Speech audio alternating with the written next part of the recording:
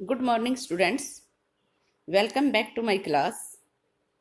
आज हम lost spring में मुकेश की जो स्टोरी पढ़ रहे थे, जो हमने पिछले पार्ट में पढ़ी थी, उसको आगे पढ़ने वाले हैं। पिछले पार्ट में हमने पढ़ा था, राइटर मुकेश के साथ उसके घर जाती है। उसका घर कैसी बस्ती में बना हुआ है, किस तरह का उसका घर है, कौन कौन सदस्य हैं, किस तरह का जीवन वो जी रहे हैं, वो हमने पढ़ा था। अब इसी बस्ती में राइटर और क्या क्या देखती है वो पढ़ने वाले हैं।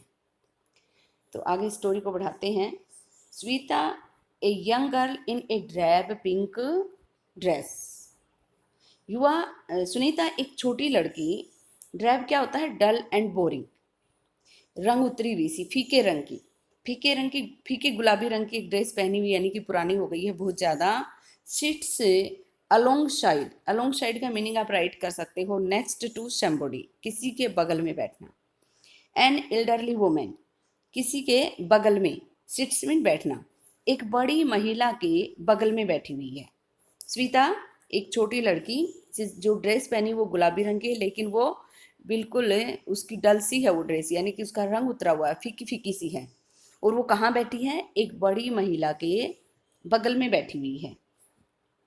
सोल्डरिंग, सोल्डरिंग क्या है? वेल्डिंग, जोड़ना।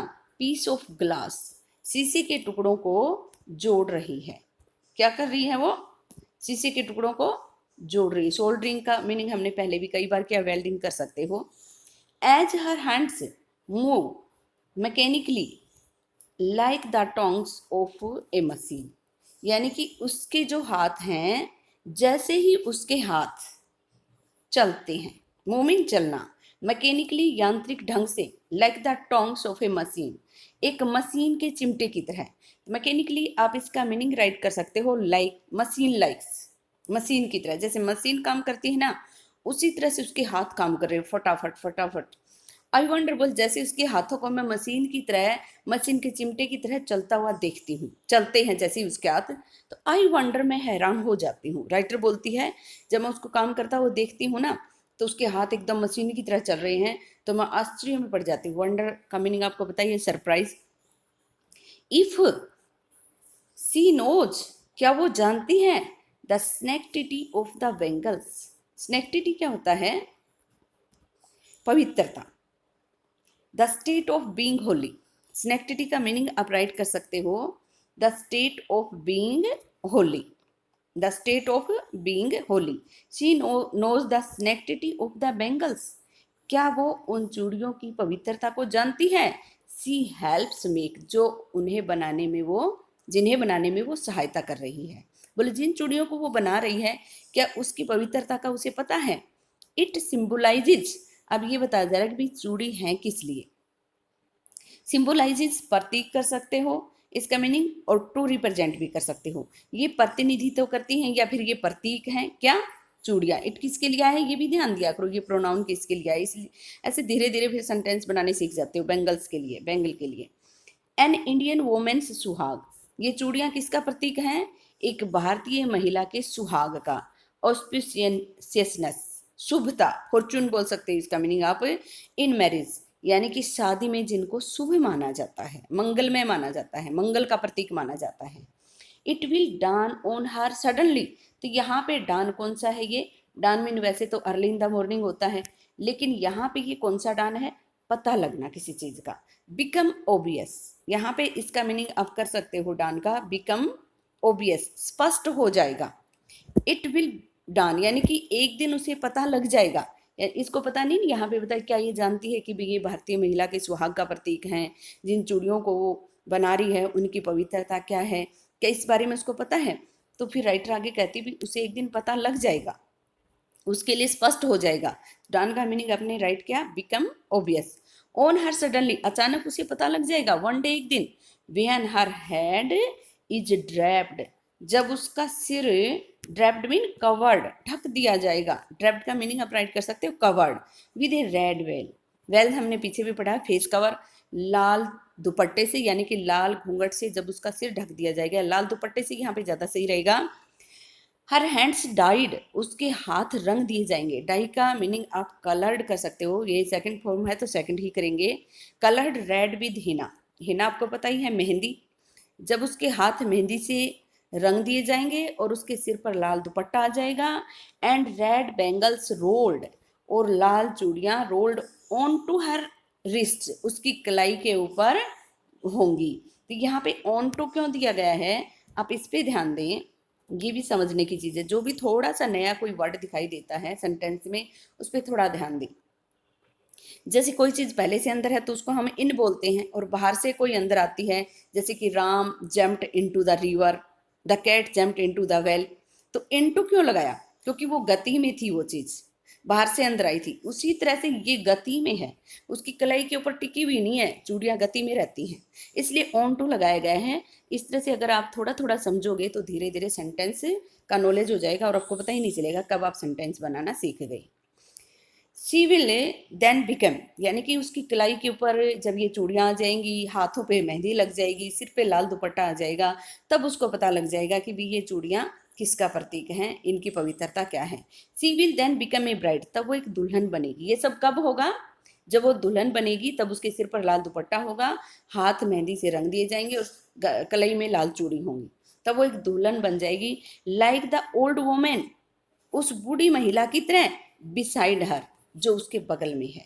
Who became one many years ago, ये हु किसके लिए आया है, इस ओल्ड वुमेन के लिए। ये भी ध्यान दिया करो, ये हु किसके लिए है, इस ओल्ड, यानी कि जो बनी थी बहुत साल पहले है।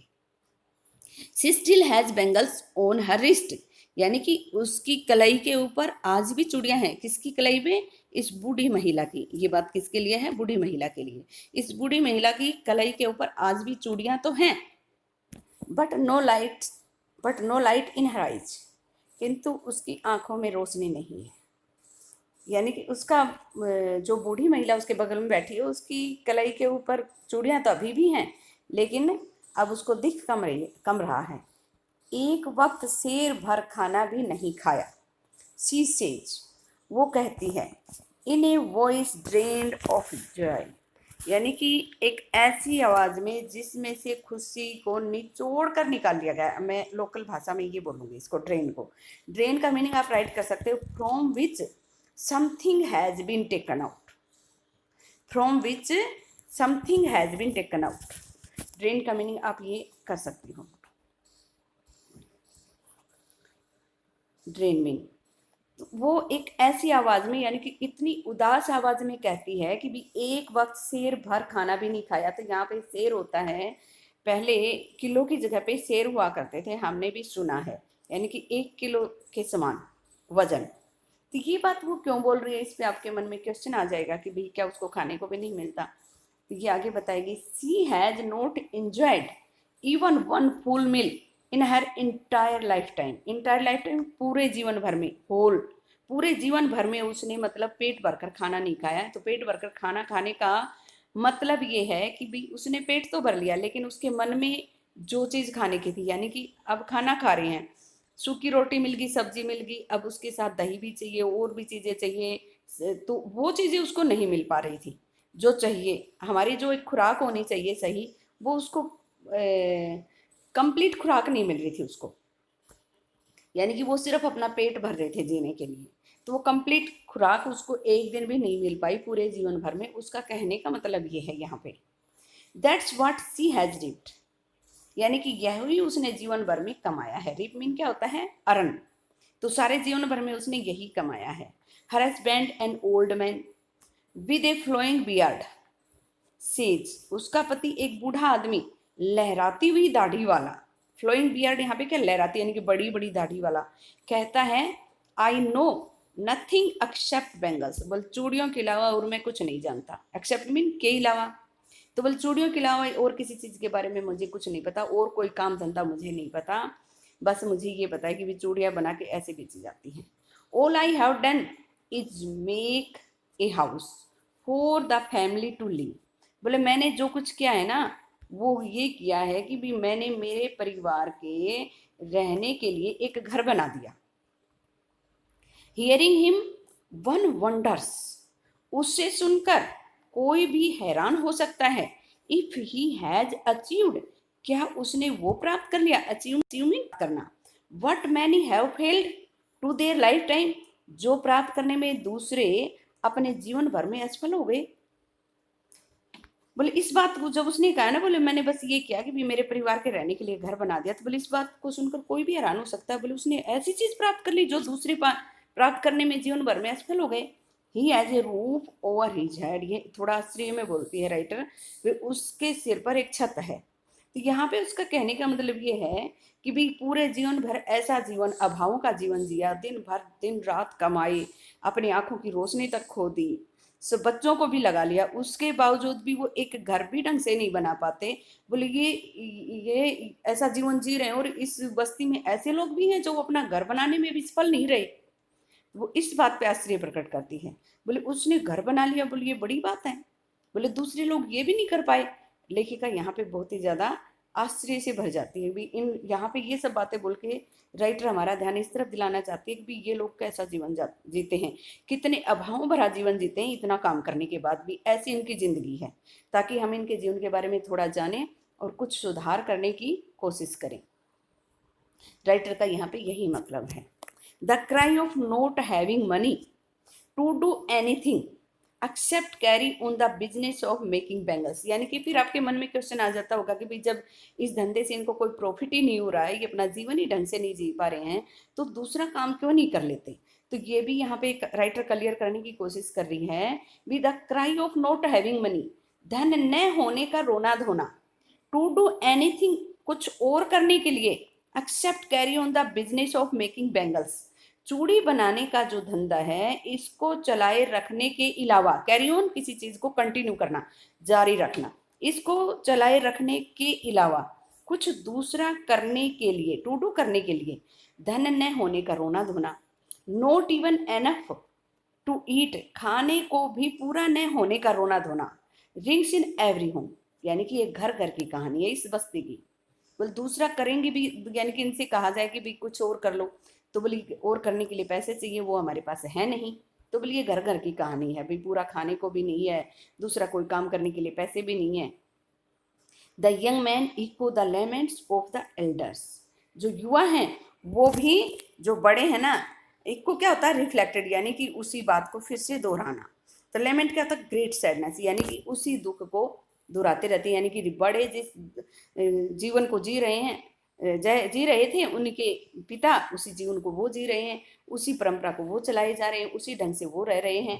Little has moved with time it seems in Firozabad, Firozabad में सिम्स में लगता है, ऐसा लगता है कि समय के साथ, लिटिल हैज मूव्ड यानी कि समय के साथ न के बराबर बदलाव आया है, फिरोजाबाद जैसा था वैसा क्या वैसा है। यहाँ पे राइटर ये कहने की कोशिश कर रही है,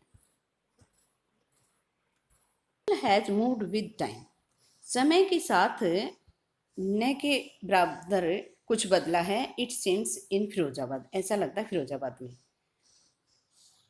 ईयर्स ऑफ माइंड नबिंग टोयल, वर्षों तक दिमाग को सुन कर देने वाला।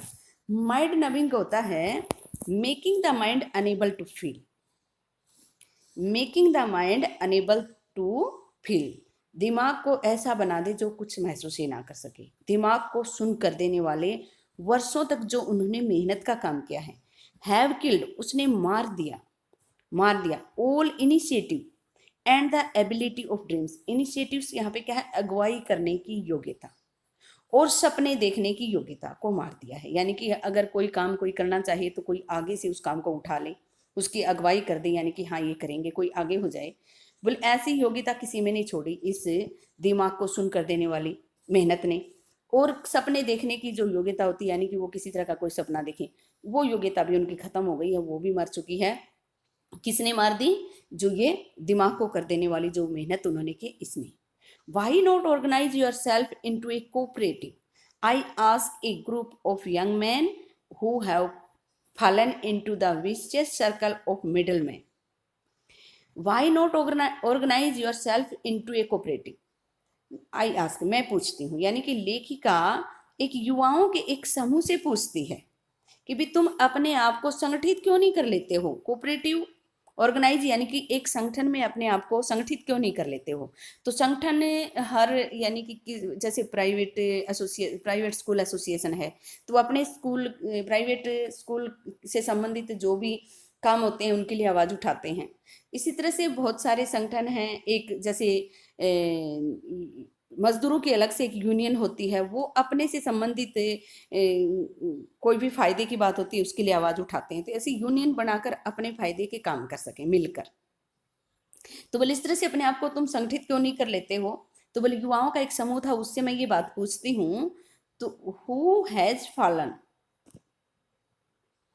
हु ट्रैप्ड देयर फादर्स, जो who has fallen into a vicious circle of middleman, जो फंस चुके हैं, जो गिर चुके हैं, फंस चुके हैं एक ऐसी विशियस क्या है यहाँ पे, इविल, एक बुरे से घेरे में ऑफ मिडिलमैन, यानी कि जो बिचौलियों के की बातों में आ गए हैं।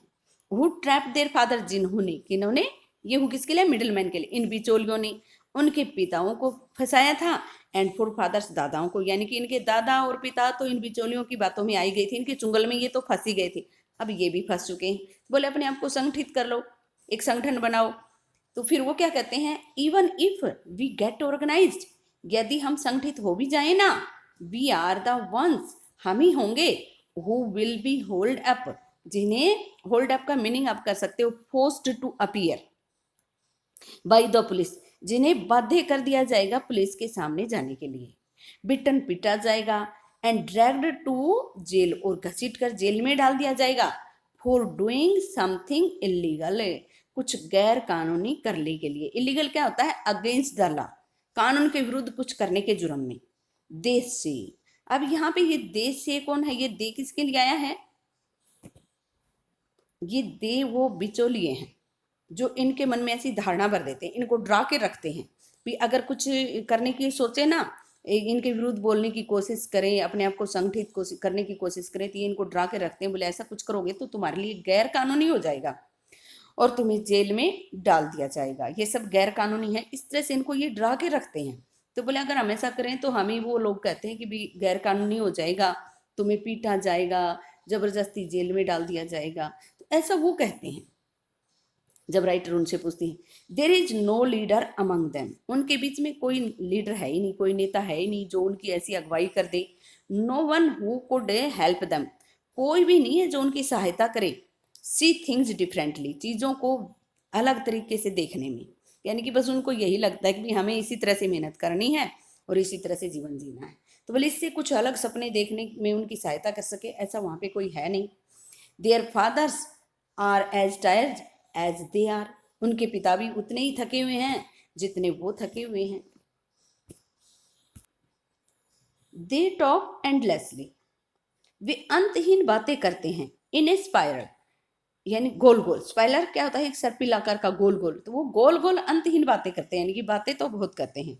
That moves from poverty to apathy, जो गरीबी से उदासीनता, एपैथी क्या होती है, इनडिफरेंस, उदासीनता, एपैथी का मीनिंग आप राइट कर सकते हो इनडिफरेंस, उदासीनता, जो गरीबी से उदासीनता की तरफ, और एपैथी टू ग्रीड, और उदासीनता से लालच, एंड लालच से टू इनजस्टिस, न्याय के अन्याय के बीच में घूमती रहती है उनकी बातें, तो वो इस तरह की बातें करते हैं।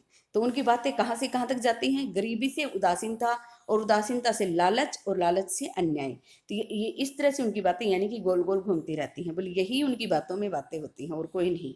लिसनिंग टू देम, उन्हें सुनना, आई सी, उन्हें सुनकर, आई सी टू डिस्टिंक्ट वर्ल्ड, डिस्टिंक्ट यहाँ पे क्या है, डिफरेंट, मैं दो भिन्न संसार देखती हूँ। वन ऑफ द फैमिली काट इन ए वेब ऑफ पॉवर्टी, एक उन परिवारों का संसार जो गरीबी के जाल में फंसे हुए हैं।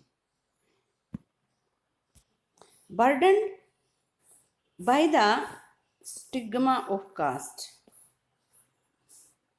इन which they are born,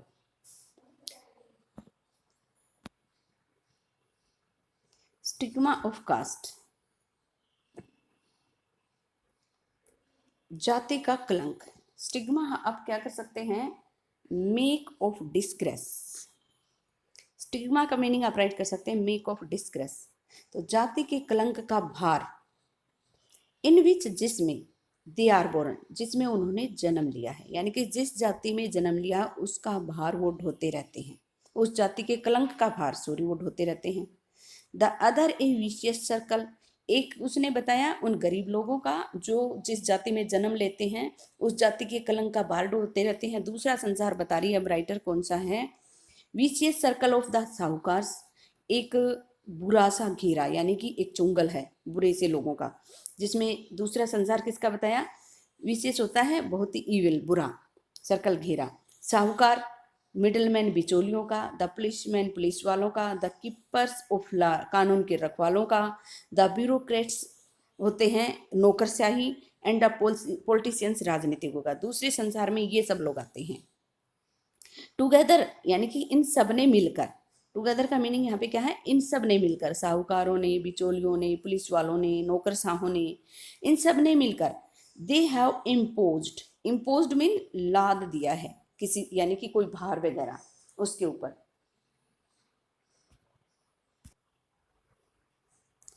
together इन्होंने मिलकर, they have impose the baggage on the child, इन्होंने मिलकर एक बच्चे के ऊपर वजन लाद दिया है। Imposed mean forcefully, burden forcefully यानी कि जबरदस्ती कोई वजन लाद देना एक बच्चे पर, that he can not put down, जो नीचे नहीं उतार सकता, बिफोर ही इज अवेयर, वो उस बारे में सजग हो सके उससे पहले। यहाँ पे थोड़ा सा समझने की जरूरत है कि ये बातें क्यों बोली गई हैं। ये कह रहा है भी ये सारे इस तरह के का माहौल पैदा कर देते हैं भी, उस वो थोड़ा सा होश संभालता है कोई भी युवा और इस काम में लगता है वो, तो इस तरह का माहौल पैदा कर देते हैं कि भी एक बार शुरू में तो उनको लगता है कि भी ये बहुत ही अच्छा काम है और इससे हमें फायदा होने वाला है, और उसके अंदर फंस जाते हैं वो उस काम में, उस दलदल में, और जब वो निकलना चाहें तो फिर वो निकल नहीं पाते। यानी कि जब उसे पता चले कि भाई ये तो ऐसा काम है कि हम इसमें फंस गए हैं, अब हमें इससे निकल के दूसरा काम करना चाहिए, तो तब तक वो वहां पहुंच जाते हैं कि वो उससे बाहर निकल नहीं पाते।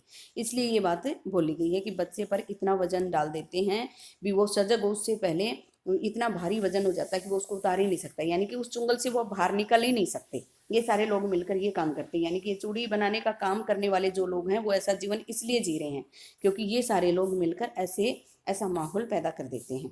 राइटर का कहना ऐसा है।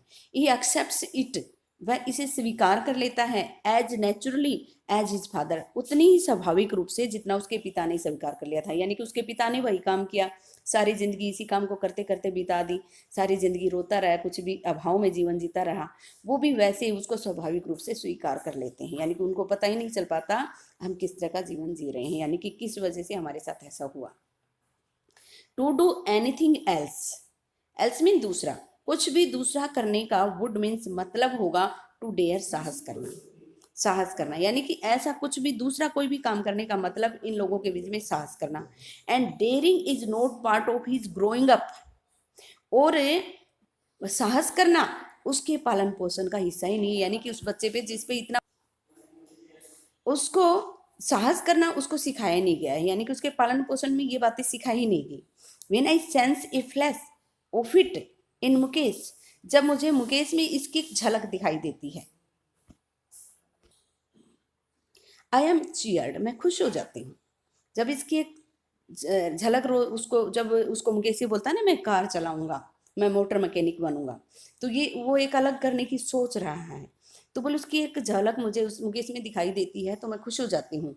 आई want to be a motor mechanic, मैं एक मोटर मैकेनिक बनना चाहूँगा। ही रिपीट्स, वो इस बात को फिर से दोहराता है। He will go to a garage, वह गैराज जाएगा, एंड लर्न, और सीखेगा। तो वो बोले, वो राइटर उससे कहती है, ये बात उसने बीच में मेंशन नहीं की भी, तू मोटर मैकेनिक कैसे बनेगा, तो वो कहता है कि मैं गैराज जाऊंगा और मोटर चलानी सीखूंगा। तब राइटर उससे कहती है, but the garage is a long way from his home, किंतु गैराज का जो रास्ता ना उसके घर से वो बहुत लंबा है। आई विल वॉक, मैं चल कर जाऊंगा। ही इंसिस्ट, वह जोर देकर कहता है। अब इस बात को समझो, यानी कि गैराज का रास्ता लंबा राइटर ने क्यों बताया है, क्योंकि वो चूड़ी बनाने का काम करता है, अपने पेरेंट्स की हेल्प करता है चूड़ी बनाने में, और दूसरा कोई काम करता ही नहीं है वो। तो अब गैराज जाएगा तो उसे वहाँ टाइम स्पेंड करना पड़ेगा, वो मोटर मैकेनिक बनना चाहता है तो वहाँ पे सीखने के लिए समय लगाना पड़ेगा, और ऊपर से उसको फीस भी भरनी पड़ेगी। तो फीस भरने के लिए उसे एक्स्ट्रा काम करना पड़ेगा चूड़ी बनाने का, तब वो फीस के पैसों का जुगाड़ कर पाएगा। और एक्स्ट्रा काम, पहले से ही काम तो कर ही रहा है सारा दिन, फिर वो एक्स्ट्रा काम होगा, और फिर सीखने के लिए समय निकालना, तो यानी कि उसको डबल समय और निकालना पड़ेगा। तो इस तरह से उसको कितनी ज़्यादा मेहनत और करनी पड़ेगी, तब वो अपने सपने को पूरा कर पाएगा, जो असंभव सी बात है एक प्रकार से। तो इसलिए राइटर कहती है कि भी गैराज का रास्ता है ना उसके घर से, वो तो बहुत लंबा है। इस तरह से ने उसको लंबा रास्ता बताया है। तो वो कहता है कि भी मैं मेहनत करूंगा और ये सब कुछ करूंगा, वो जोर देकर कहता है। तो फिर राइटर उससे कहती है, do you do you also dream of flying a plane? क्या तुम एक हवाई जहाज उड़ाने का सपना भी देखते हो क्या? He is suddenly silent. जब राइटर उससे ये बात बोलती है ना, अब तक तो वो जोर दे के कह रहा था, अपनी बात को रिपीट कर रहा था, राइटर की आंखों में आंखें मिलाकर बात कर रहा था, लेकिन जब राइटर ने ये बात बोली तो वो अचानक चुप हो जाता है। ही सेज नथिंग, और वो कुछ नहीं कहता। Suddenly no he says, no he says, वो कहता है नहीं। स्टेरिंग एट द ग्राउंड, जमीन की तरफ घूरता हुआ। In his small murmur there is an embarrassment. उसकी थोड़ी हल्की सी जो उसने बुड़बुड़ाहट की, धीरे से उसने नहीं कहा, उसमें थोड़ी सी शर्म थी।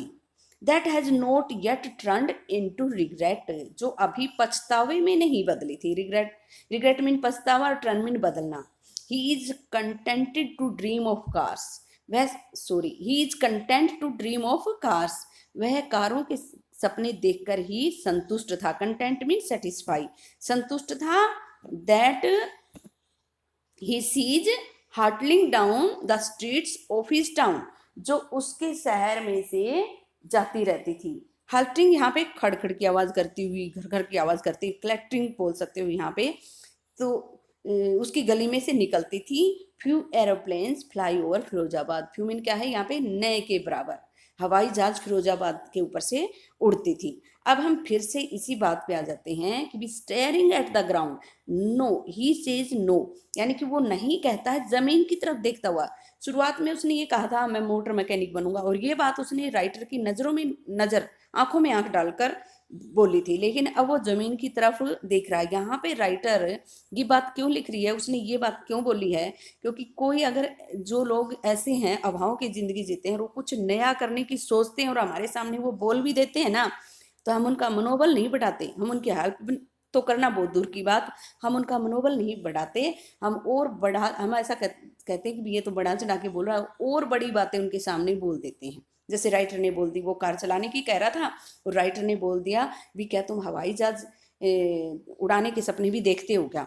तो इस बात पे उसको थोड़ी सी शर्म आती है, लेकिन थोड़ी शर्म आती है, वो अभी पछतावे में नहीं बदली। यानी कि वो अगर पछतावा दो चार और बोल दें ऐसी ही बातें, तो उसके मन में पछतावा पैदा हो जाएगा। शर्म से वो शर्म है वो पछतावे में बदल जाएगी, और वो पछताने लग जाएगा कि भी मैंने कार चलाने का सपना ही क्यों देखा, हमारे समाज का ये हिस्सा ही नहीं है, यानी कि हम ऐसी बातें करते ही क्यों हैं जो हम कर नहीं सकते, और वो सपने देखना बंद कर देता है। यानी कि यहाँ पे राइटर हमें ये बताने की कोशिश कर रही है कि भी हमें किसी का मनोबल नहीं तोड़ना चाहिए इस तरह की खराब बातें बोलकर। हम उसकी हेल्प तो नहीं कर सकते, कम से कम उसका मनोबल तो न तोड़ें। हमें उसे मोटिवेट करना चाहिए, उसकी हेल्प करनी चाहिए, ताकि वो भी उस दलदल से बाहर निकल सकें, जो जैसा जीवन जी रहे हैं उससे वो बाहर आ सकें। कोई ऐसा करने का साहस करता है तो हमें उसका मनोबल बढ़ाना चाहिए। राइटर ने इसलिए ये बात यहाँ पे बोली है, भी ऐसी बातें बोलने से उसको कितना दुख होता है। जो बच्चा जोर दे के कोई बात बोल रहा था और एकदम से ऐसी बात बोलते ही साइलेंट हो जाता है और जमीन की तरफ घूरकर अपनी बात बोलता है, यानी कि उसको शर्म आ जाती है। दो चार और ऐसे ही बोल दें तो उसकी शर्म पछतावे में बदल जाएगी, और वो कार चलाने का जो सपना देख रहा है वो सपना उसका वही खत्म हो जाएगा, और वो भी उसी धंधे में लगा रह जाएगा। तो हमें यही बताने की कोशिश कर रही है। मैं उम्मीद करती हूँ कि आपको लेसन समझ आया होगा। Thanks for watching the video. See you again.